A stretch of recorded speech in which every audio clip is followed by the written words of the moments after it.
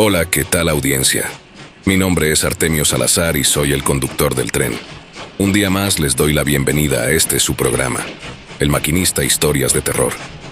Así que prepárense un café, pónganse los audífonos y disfruten este relato.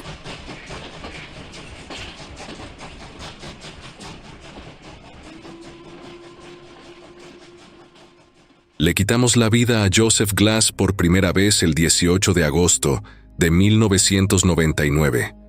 Supe desde el primer día que era un caso extraño. Nunca había visto a un hombre tan feliz de morir. Era como si le estuviéramos haciendo un favor. Se negó a la apelación automática. Se negó a que lo viera un capellán. Solo quería terminar con todo. Solo había pasado un poco más de un año y ya era hora de que hiciera su cita con Dios. Me asusté cuando pasó por su celda. Era como nuestro propio Hannibal Lecter, por la forma en que se quedó allí parado en el fondo de su celda, como si te hubiera estado esperando.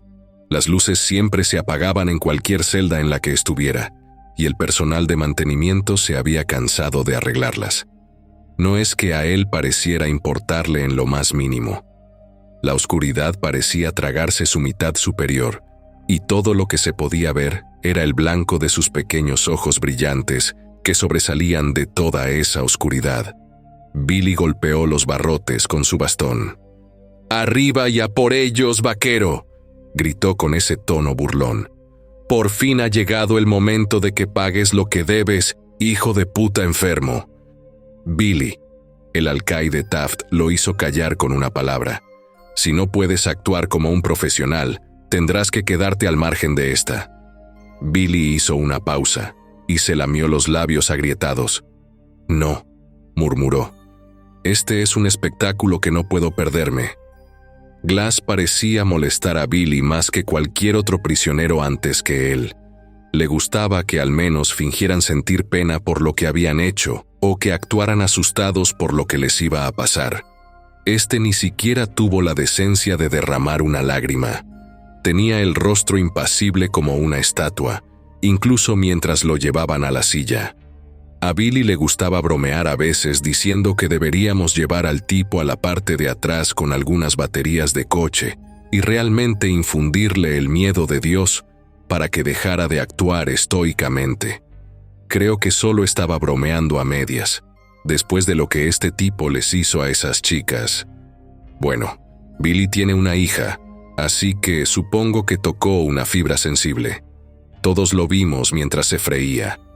El director, sus hombres más cercanos, el hombre de rostro enjuto que representaba al comisionado de prisiones, el médico de la prisión, las familias de esas pobres chicas. No podría haber sido más conforme a las reglas. La única rareza que noté en ese momento fue que el hedor de la muerte nunca abandonó por completo la ropa que había usado ese día, y luego, a la mañana siguiente, cuando llegamos al trabajo, volvimos a ver el blanco de esos ojillos pequeños y brillantes mirándonos desde la oscuridad. «Buenos días, señores», dijo, como hacía todas las mañanas con esa vocecita ronca y etérea. Lo admito, dejé caer todo lo que llevaba, me tambaleé hacia atrás, tartamudeé como un niño confundido. «Diablos», casi grité. Tú deberías ser». «No sé a qué se refiere, señor». Se inclinó hacia mí como si estuviera intentando abrirme un agujero en el pecho con la mirada. Su tono casi sonaba decepcionado. «Nunca vino a buscarme. Me prometió que ayer sería el fin, señor, pero nunca vino. Esperé toda la noche». ¿Por qué me mintió? Taft y yo nos miramos. Ambos teníamos la misma pregunta en la cabeza. Si Glass seguía con vida, ¿a quién demonios habíamos metido anoche en la morgue? Dios mío. Taft se atragantó cuando retiró la funda del cadáver y se alejó tambaleándose. «Es Billy». Miré. Sé que no debería haberlo hecho, pero no pude evitarlo. Y siempre me perseguirá la imagen de mi amigo tendido boca arriba, con la boca abierta y los ojos nublados mirando al techo, muy abiertos como si hubiera pasado sus últimos momentos en un estado de terror. El público nunca se enteró de lo que pasó. La historia que se escondió fue que el pobre Billy había sufrido un paro cardíaco. Internamente, fue el escándalo que acabó con todos los escándalos. El peor caso de incompetencia y negligencia de la historia, lo llamaron. Hicieron caer el martillo sobre cualquiera que estuviera involucrado, incluso tangencialmente. Taft y yo estábamos en la ruina, y nos habrían procesado también, pero eso habría requerido admitir que sucedió. Pero nunca pude comprenderlo.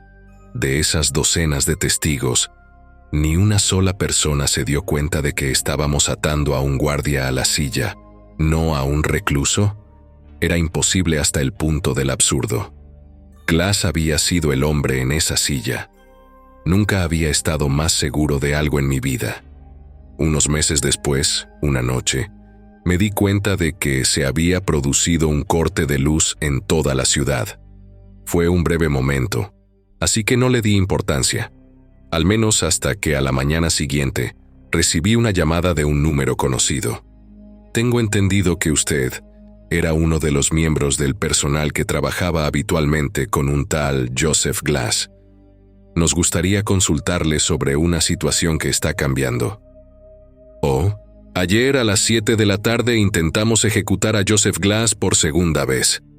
Hubo una larga pausa y, cuando la voz regresó, el profesionalismo se había desvanecido y había sido reemplazado por una ansiedad desconcertada.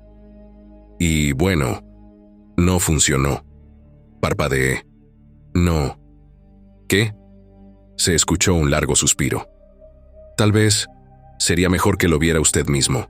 Y así, Taft y yo recuperamos nuestros trabajos. Oficialmente, Joseph Glass había sido ejecutado con éxito el 18 de agosto de 1999. Extraoficialmente, lo intentaron de nuevo 6 meses después, solo para atar cabos sueltos. Esta vez, ni siquiera tuvo la cortesía de fingir que había muerto.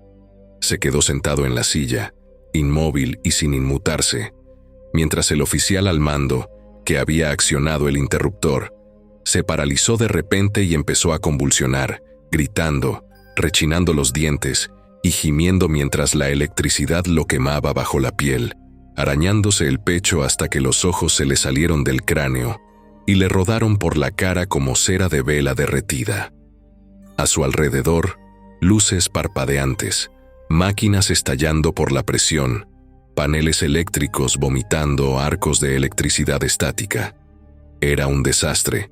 Los federales estaban investigando este caso desde un departamento del que nunca había oído hablar. Algo sobre la investigación de actividad sobrenatural. Me dijeron que Glass se negaba a hablar con cualquiera, excepto con los oficiales superiores que alguna vez lo habían cuidado. Entrar en esa sala de interrogatorios casi me hizo sentir como si yo mismo fuera un convicto marchando hacia su ejecución. Glass me estaba mirando cuando entré, como si hubiera estado sentado allí, inmóvil, esperándome. No esperaba menos. Respiré profundamente mientras me sentaba frente a él. Ya me había sentado frente a asesinos en serie y psicópatas antes, y no mostraba ningún atisbo de miedo. Pero, ¿cómo no iba a hacerlo ahora, sentada frente a un hombre que puede matar a personas sin tocarlas? Glass. Oficial Méndez. Su tono no delataba emoción alguna. Creí que me habías abandonado. Hice una mueca. No, Glass, me sentí temporalmente aliviada. Es bueno volver a verte. ¿Quieres un vaso de agua? Se lo ofrecí, ni siquiera lo miró. Sus ojos se clavaron en los míos, implacables. Yo estoy aquí para hacerte algunas preguntas. Silencio. Está bien. Glass, necesito saber cómo mataste a Billy y a Kramer. No lo hice, respondió. Él lo hizo. Él, lo que está detrás de ti. No me molesté en darme la vuelta. Tenía suficiente experiencia con prisioneros que intentaban engañarme para que mirara hacia otro lado mientras llevaban a cabo algún plan de escape a medias. Glass, por favor, tomémonos esto en serio, respondí. Siempre te he tratado con respeto, ¿no? Nunca has tenido problemas conmigo. En realidad, sí. Tengo un problema con todos ustedes. ¿Oh? Todos ustedes creen que la muerte es un castigo. En su voz había el primer indicio de emoción que había oído jamás. No lo es. Es libertad, la única libertad. Me prometieron ese regalo. Me prometieron que me dejarían morir. Se lo han dado a tantos otros prisioneros, mientras que a mí me dejaron atrás. Con todas sus máquinas, su ciencia y su conocimiento, seguro que pueden encontrar una manera, si alguien la puede encontrar. De repente, sentí la garganta seca. Tuve que beber un sorbo de agua y esperar que calmara mis nervios. Estamos haciendo lo mejor que podemos, Glass. Pero tienes que colaborar con nosotros. Tal vez te ayude si nos dices, ¿qué es exactamente lo que nos impide ejecutarte? Se movió por primera vez. Se inclinó hacia adelante tan lentamente que fue casi imperceptible. No me dejará morir. Y fue entonces cuando sentí una mano posarse sobre mi hombro desde atrás. Todo se detuvo. Mis pulmones dejaron de inflarse. Lo juro. Mi corazón dejó de latir y mi sangre se congeló en mis venas. Todo se sentía tan frío. Podía ver la mano en el rabillo del ojo, larga, venosa y negra. Podía sentir el aliento en la nuca. Una vez me burlé de la forma en que los ciervos se congelaban ante los faros de un coche. Ahora lo entendía. No podía moverme, no podía parpadear, no podía pensar. Ni siquiera podía respirar. Incluso cuando mis pulmones empezaron a pedir aire a gritos, mi visión se volvió borrosa y mis pensamientos se fusionaron. Todo lo que podía ver eran los ojos de Joseph mirándome fijamente. Esas infinitas brasas de oscuridad, ese mar estigio que se arremolinaba, se agitaba y tronaba en la negrura de su iris, y los ojos de las cosas que aguardaban a 1.000.000 de leguas bajo las aguas. Me habría asfixiado allí, demasiado aterrorizado para siquiera respirar, si aquellos agentes de negro no hubieran cancelado el interrogatorio e irrumpido en la habitación. Más tarde, me mostraron las cintas de la cámara de seguridad. No había nada detrás de mí, nada que pusiera su delgada mano sobre mi hombro, nada en absoluto. El 7 de mayo de 2001, Glass iba a ser ejecutado por tercera vez, en la horca, según escuché, en algún lugar de algún calabozo del gobierno, lejos de miradas indiscretas. Mientras se preparaba el evento, Taft y yo compartíamos vasos de whisky en su oficina, supuestamente para celebrar. En realidad, porque teníamos miedo. Taft siempre me pareció joven de corazón a pesar de sus años, pero esta era la primera vez que el director lucía verdaderamente viejo. Observaba el patio de abajo mientras bebía. ¿Alguna vez te dije por qué elegí esta línea de trabajo, Méndez? Sacudí la cabeza y él suspiró. En el 63 encontraron el cuerpo de una mujer en el asiento trasero de un auto quemado, en un parque estatal cerca de mi vecindario. Una prostituta. Uno de sus clientes quemó todas las pruebas. ¿Y sabes qué me atrapó, Méndez? A nadie le importó. Nadie se molestó en investigar. ¿Quién notará una prostituta menos en la esquina de la Quinta Avenida, verdad? No me pareció bien. Tal como yo lo veo, Méndez, todas las vidas importan, incluso las que tratamos de dejar de lado. Todos tenemos personas que nos aman, recuerdos de la infancia y todo eso. Todos merecen justicia, sin importar quiénes hayan sido. Dejó su vaso y me miró a los ojos. Así que me uní a la policía. Logré que reabrieran el caso. Encontré al tipo y lo vi freírse. Y me gusta imaginar que ella también estaba allí, mirando cómo se quemaba. Hubo un momento de tensión y luego una risa. Por supuesto, después de esa bala en la cadera en el 71, ya no podía seguir caminando por la calle, pero aquí he sido igual de feliz. Ver que se hace justicia me hace sentir que hay una especie de orden kármico en el mundo. Las buenas y las malas acciones se pagan con la misma moneda. Estaba claro que había algo escondido bajo sus palabras, una tesis no dicha. Finalmente, con ojos viejos, arrugados y cansados, lo dijo.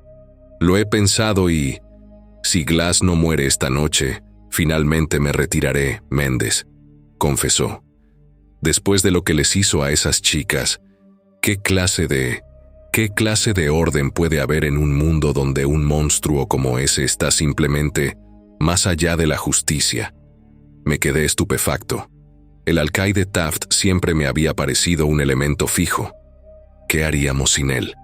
Morirá, señor, le prometí. Esta vez funcionará, tiene que funcionar. Pero parecía profundamente inseguro. Tras beber un último trago, se inclinó hacia adelante. Sus ojos, se quedó mirando mi expresión, como si estuviera desesperado porque yo comprendiera, porque yo supiera. Esas cosas, en sus ojos, ¿no las has visto? Y en ese momento, Taft fue levantado de su silla. Fue tan repentino, tan inexplicable, que apenas pude registrar lo que estaba presenciando. Una fuerza invisible lo levantó 2 o 3 pies por encima del suelo, colgando allí.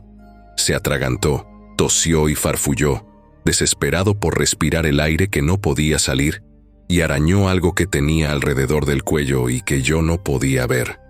Me di cuenta de que estaba colgando, y con ojos muy abiertos y horrorizados, los mismos que había tenido Billy, me suplicó en silencio que lo ayudara.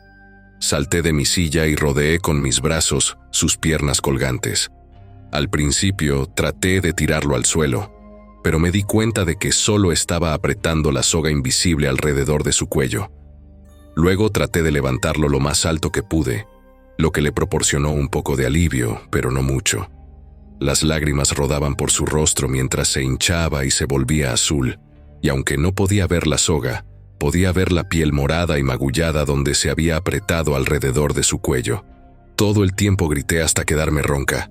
«¡Ayuda! ¡Alguien, por favor! ¡Jesucristo, necesitamos ayuda aquí!». Pero nadie vino, y de repente, una fuerza invisible pareció barrerme los pies de debajo de mí. Me desplomé como un saco de ladrillos, pero estaba tan asustada que seguía agarrando las piernas del alcaide. Caí y tiré de él hacia abajo conmigo, y su cuerpo se sacudió de repente con un crujido espantoso. Me costó un rato reunir el coraje para mirarlo. Tenía el cuello demasiado estirado y la cabeza inclinada hacia un lado, en un ángulo de casi 90 grados. Los ojos muy abiertos, la lengua redonda y hinchada colgando de los labios secos. Y entonces, la fuerza que lo había mantenido suspendido desapareció y su cuerpo cayó sobre mí, mientras yo gritaba y gritaba. Salí corriendo de su oficina y encontré a mis compañeros de trabajo charlando y trabajando tranquilamente afuera. De alguna manera, a pesar de todos mis gritos y súplicas mientras Taft se estaba muriendo, ninguno de ellos había oído nada. Tomé como ejemplo a Taft. Quería salir. Estábamos lidiando con algo impío, algo cuyos tentáculos podían alcanzar cualquier distancia, y mi vida, quién sabe, tal vez incluso mi alma, estaba en peligro. Pero los agentes de elegantes trajes dejaron una cosa en claro. Si me negaba a cooperar, bueno, sería el chivo expiatorio perfecto para el asesinato del alcaide Taft. Me llevaron a la sala de interrogatorios y me encontré con un Joseph Glass que había abandonado toda pretensión de humanidad. Sus ojos se habían oscurecido hasta quedar completamente negros. O tal vez no tenía ojos en absoluto, solo ventanas que daban a algún lugar de oscuridad exterior. Temblaba como una hoja mientras me sentaba frente a él, sintiéndome más como un prisionero que él. Señor Glass. No hubo respuesta. Me estremecí, tratando de concentrarme en mi pequeño trozo de papel para distraerme de la negrura de sus ojos. Tengo algunas preguntas que se supone que debo hacerle. Está bien. Silencio. Respiro profundamente. ¿Cuántos años tienes, Glass? Pensé que era una de esas preguntas básicas para iniciar una conversación. En realidad, no podría haberme preparado para su respuesta. Soy viejo, niño. Su voz no se parecía en nada a la que recordaba. Era profunda, baja y retumbante, como si hubiera varias personas hablando al unísono y todas fueran igualmente ancianas. Más viejo de lo que puedas imaginar. más viejo que esta nación, y más viejo incluso que el imperio que una vez la albergó. Tuve que luchar contra el instinto animal básico de huir. Céntrate en las preguntas, pensé. ¿Por qué hiciste lo que les hiciste a esas chicas? Solo para poder sentir algo de nuevo, susurró. Cualquier cosa. ¿No sentiste la más mínima culpa? ¿Remordimiento? ¿Me preguntas eso a mí? ¿A mí que he visto cómo surgían y caían imperios? Casi parecía divertido. El tiempo siente remordimiento, porque el tiempo ha matado a muchos más que yo. Pero la humanidad es como la hidra. Todos los que he matado serán reemplazados por, esencialmente, un linaje idéntico y en mayor número. Y luego morirán y serán reemplazados. Y así el ciclo continuará para siempre. Esperabas que sintiera lástima por haberles dado la muerte que yo mismo anhelo. Solo a los muertos se les permite salir del ciclo. Es una bendición. Y de repente se levantó de su silla, como si nunca lo hubieran sujetado. Una bendición que me prometiste, oficial Méndez. Lo miré con incredulidad. ¿Qué? ¿Cómo hiciste? Pero ni siquiera pude balbucear una frase antes de que él estuviera sobre mí, arrastrándose sobre la mesa con la gracia espeluznante de una araña. Ya no eran los imperceptibles indicios de emociones que esperaba. Era como si alguien hubiera pulsado un interruptor. Las lágrimas corrían por sus mejillas, gruñendo de rabia genuina, dolor, traición. Y debajo de esos mares negros en sus ojos, todas las cosas que acechaban en las profundidades estaban saliendo a la superficie. Me debes una muerte, cumple tu palabra, paga tu deuda. Grité y retrocedí con disgusto ante cada uno de sus toques, pero él era más fuerte de lo que parecía. No pude escaparme de su agarre imposible. No lo haré. Quítate de encima, bastardo enfermo. Hazlo, págame lo que debes. Era como si 1000 voces distintas me gritaran al oído. Esforzándome y llorando, cerré mis manos alrededor de su cuello y presioné mis pulgares contra su garganta, tratando de estrangularlo. Pero en lugar de eso, podía sentir ese agarre en mi propio cuello, apretándome la vida mientras mis pulmones ardían en busca de aire.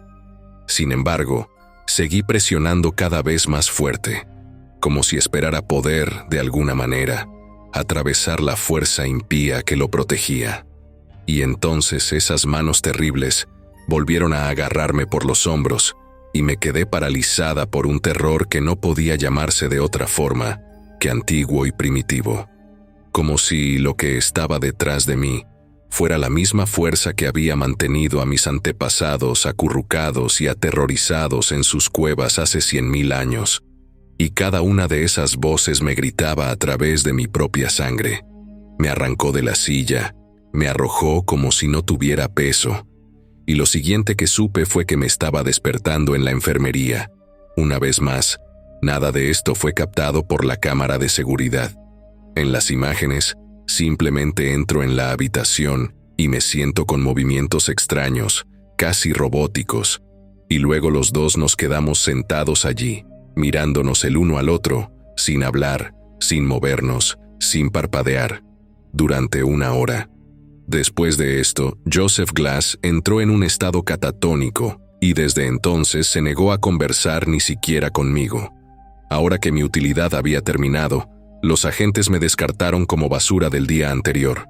Ni siquiera parece importarles si se lo cuento a alguien. ¿Quién me creería? Pensé que había tenido suerte, que mi pesadilla había terminado. No podría haber estado más equivocado. Si revisas los registros públicos, no encontrarás ni una sola mención del nombre de Joseph Glass. Lo han escondido en un lugar negro y han borrado todo rastro de él. Yo diría que no lo han identificado como tal, si es que alguna vez se lo puede llamar persona, pero siguen probando todos los métodos de ejecución posibles. No sé muy bien por qué. Tal vez sea para investigar. Estoy seguro de que al ejército estadounidense le encantaría encontrar el secreto para hacer que sus hombres sean tan invencibles como Glass. Y además, no son ellos los que tienen que lidiar con las consecuencias. El 3 de junio de 2005, intentaron fusilarlo. Lo sé porque mi esposa y yo estábamos en nuestra segunda luna de miel, bailando lentamente junto al lago por la noche, al ritmo de nuestra canción favorita, cuando sentí una humedad en el pecho. Miré hacia abajo y vi sus ojos grises y opacos como un cristal empañado y su pecho destrozado por balazos que no hacían ningún sonido. El 23 de diciembre de 2012, intentaron aplicarle una inyección letal. Ese día encontraron el coche de mi hijo envuelto en un árbol, y los forenses, desconcertados, descubrieron que estaba muerto antes de que se produjera el accidente, ya que su sangre estaba contaminada con pabulón y cloruro de potasio. Han pasado años desde que me aislé de todos los que conocía. Me refugié en esta cabaña en medio de la nada, y aún así el hedor de la muerte todavía me persigue. Hace apenas un par de años, encontré una noticia que mencionaba a mi sobrino. Al parecer, lo habían encontrado completamente desangrado, con las venas completamente vacías, a pesar de que no había señales de lucha. Dios sabe qué tipo de métodos arcanos de ejecución están intentando ahora. No me va a dejar salir de esto, no mientras todavía tenga una deuda con él. Pero también he estado investigando un poco, investigando sobre esas legiones incalculables de cosas que presencié, mirándome desde ese mar ennegrecido en los ojos de Glass. He aprendido cosas que los hombres no deberían saber. He practicado ritos, he reunido herramientas e ingredientes, y creo que sé dónde lo tienen encerrado. Aunque me vendaron los ojos, conté los segundos entre cada giro en nuestro camino hacia el sitio negro, y desde entonces he pasado semanas vigilando el lugar, catalogando cada punto de entrada. Tal vez me estoy deslizando hacia la locura, o tal vez he encontrado verdaderamente la manera de poner fin al horror, de darle finalmente a este monstruo la justicia que Taft hubiera querido para él. Joseph Glass había tenido razón en una sola cosa: tengo que pagar lo que debo, incluso aunque me quite la vida.